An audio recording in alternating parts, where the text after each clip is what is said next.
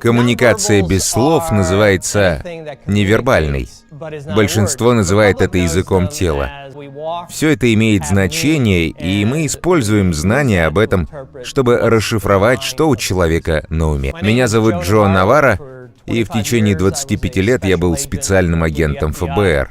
Наша безопасность основана на понимании невербального. Нас можно понять, даже когда мы не передаем информацию напрямую. Если человек прокашливается, дотрагивается до носа или прикрывает рот, он лжет. С вами психолог Наталья Кучеренко. И мы сегодня опять рассматриваем, с моей точки зрения, очень важную и интересную тему. В первую очередь, закрытая поза. Дальше, потирание носа. Вы можете себе записать. Ложь.